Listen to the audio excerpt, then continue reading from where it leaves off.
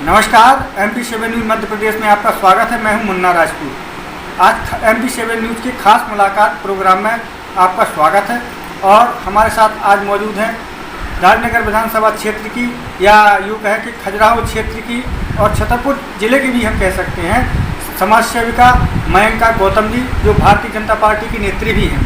तो आज हमारे खास मुलाकात प्रोग्राम में हम उनका स्वागत करते हैं और हम जो उनसे पूछना चाहते हैं कि आप जो समाज सेवा का कार्य कर रही हैं, ये लगभग कितने वर्षों से कार्य कर रही हैं? देखिए, अगर मैं कहूँ कि समाज सेवा का कार्य मैं बचपन से ही, अगर मैं कहूँ, मेरे जो पिता हैं वो पेशे से डॉक्टर हैं और मैं खुद एक संघ परिवार से बिलोंग करती हूँ। तो समाज सेवा का जो जज्बा है वो मेरे साथ बचपन से जुड़ा हुआ है और बचपन से कर रही हूँ। लेकिन अगर मैं कहूँ कि मैंने जो अपना खुद का NGO बनाया है और उसके तहत अगर मैं फील्ड पर उतर के काम कर रही हूँ, जो लोगों को दिखा है, वो पिछले 10 वर्षों से लगातार मेरा काम चल रहा है। तो मयंका गौतम जी, एक अभी जो लॉकडाउन की परिस्थिति में हमने देखा है कि आप जो है काफ़ी लोगों की आपने मदद की है, कई लोगों को राशन भी पहुंचाया है और यहाँ तक कि ये कार्य पूरा ऐसा भी चला है कि आप किसी कैमरे के सामने भी नहीं आना चाहती थी। तो अब चूँकि लगभग काफ़ी लॉकडाउन खुल चुका है और कई लोग अब काम पे जाने भी लगे, क्या अभी भी लोग आपके पास आते हैं अपनी ज़रूरतों के लिए? तो क्या आप उनकी अभी मदद करती हैं? जी, ऐसा कोई दिन भी नहीं जाता है कि जब लोग मेरे पास नहीं आते हैं, किसी का फ़ोन मेरे पास नहीं आता है। मैं अनवरत रूप से लगातार लोगों की मदद कर रही हूँ और मेरा एक खुद का भी ध्येय है कि जब तक ये कोरोना जैसा संकट पूर्णतः ख़त्म नहीं हो जाता भारत से, तब तक मैं लोगों की इसी तरह से मदद करती रहूँगी। क्योंकि अभी भी बहुत से ऐसे लोग हैं, जैसे भी बाहर से आपने देखा है कि लेबर कंटिन्यू आ रही है, तो उनके पास अभी कोई काम नहीं है, उनके पास खेती नहीं है, उनके पास रोज़गार का कोई नया आयाम नहीं है। तो वो आज हम जैसे लोगों पर ही आश्रित हैं। हाँ, थोड़ा समय लगेगा उनको भी अपने उस स्तर तक आने के लिए कि जब वो खुद कमा सकें, लेकिन कमाएंगे तब जब यहाँ पर भी कुछ रोज़गार का साधन होगा। अभी क्योंकि पूर्णतः आप देख रहे हैं लॉकडाउन चल रहा है, लॉकडाउन में कोई दुकानें खोल रहा है, कोई नहीं खोल रहा है, कहीं राहत है, कहीं राहत नहीं है, कोई एरिए ग्रीन जोन में है, कोई एरिए रेड जोन में है। तो इस तरह की भी समस्याएं चल रही हैं लोगों के साथ। तो मेरा एक जो ध्येय है कि मैं जब तक कोरोना महामारी हमारे यहाँ से समाप्त नहीं होती है, तब तक मैं कंटिन्यू इसी तरह से मैं काम करती रहूँगी लोगों के लिए। और मैं राशन वितरण, मास्क वितरण, सैनिटाइज़र, ये सब तरीके का जो भी उनको मदद मेरे से बन पड़ेगी, मैं सारी मदद करूँगी। राजनगर विधानसभा क्षेत्र में आप एक भाजपा नेत्री के रूप में भी आपका चेहरा एक प्रचलित है। तो एक खास सवाल ये था कि अब लॉकडाउन चल रहा है, लॉकडाउन में काफ़ी मजदूर बाहर से आ रहे हैं और क्योंकि छतरपुर जिला ग्रीन जोन में है, तो आने वाले दिनों में आपकी क्या रणनीति रहेगी कि हमारा जिला जो है ग्रीन जोन में ही बना रहे? क्योंकि आज जैसे देखा कि आप कई जगह गई हैं और आपने कई मजदूरों को और लोगों को समझाया है कि आप सोशल डिस्टेंस बनाए रखें, तो क्या आगे भी आपकी इसी प्रकार की रणनीतियाँ रहेंगी?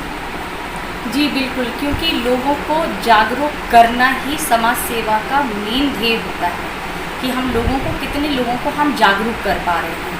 और मेरा अभी ये जो लॉकडाउन चला है, या मैं कहूँ कि कोरोना महामारी जैसे ही हमारे भारत में आई है और जब हम लोगों तक इसके बारे में जब ये एक चीज़ फैली कि ये बीमारी ऐसी है कि ये कभी समाप्त ना होने वाली बीमारी है, ये छूत की बीमारी है। जैसे हमारे देहातों में कहते हैं कि छूत की बीमारी है, छूने से ये रोग फैलता है। तो मेरा सबसे पहले काम ये रहेगा कि मैं अभी जो आगे, आज तक तो मैं जागरूक कर रही हूँ लोगों को। अभी 8 से 10 हज़ार मैंने मास्क बनवाए, जो लव कुश नगर क्षेत्र, आपका राजनगर क्षेत्र, खजुराहो, बगीठा, मैंने ये सारी जगह यहाँ वितरित करवाए। इसके साथ ही मैंने जो भी, जैसे आपके ट्रैफिक पुलिस वाले हैं, पुलिस स्टेशंस हैं, आपके हॉस्पिटल्स हैं, आपके मेडिकल स्टोर्स हैं, जनरल स्टोर्स हैं, तो इन सब जगह भी मैंने मास्क दिए हैं कि आपके यहाँ भी जो लोग आ रहे हैं तो उनको आप मास्क पहनाइए, उनको सचेत करिए, क्योंकि अगर आप जागरूक हैं तो आपको सामने वाले को भी जागरूक करना है। इसी तरह हम इस पर एक विजय पा सकते हैं। अन्यथा वो दिन दूर नहीं कि जब अमेरिका, इटली और आप कहेंगे कि चीन जैसे हालात हमारे देश में भी पैदा हो सकते हैं। क्योंकि खजुराहो इंटरनेशनल टूरिस्ट प्लेस स्थल भी है ये, और यहाँ भी काफ़ी बाहर से लोग आते रहते हैं और हो सकता है भविष्य में भी आएंगे। और अभी तक जो देखा है कि काफ़ी स्थिति में हम लोगों का जिला और खजुराहो खास तौर पे अभी पूरी तरह से ग्रीन जोन में हैं। और आप नैना सोशल फाउंडेशन के माध्यम से किस प्रकार से लोगों की मदद करती हैं और इस कोरोना जैसी संक्रामक बीमारी की रोकथाम के लिए आपके क्या उपाय रहते हैं? क्या नैना सोशल फाउंडेशन के माध्यम से भी या बीजेपी के माध्यम से भी आप कुछ कार्य करते हैं? ये थोड़ा आप हमारे दर्शकों को बताएंगे कुछ? जी देखिए, अभी मैं अगर मास्क की बात करूं तो मैंने अभी जो मास्क बनवाए हैं वो मैंने महिलाओं को इसके लिए रोज़गार दिया। जो मास्क बने ये हमारी महिलाओं ने, और ऐसी महिलाओं ने बनाए हैं ये मास्क जिनके लिए कहीं से कोई रोज़गार का साधन नहीं था।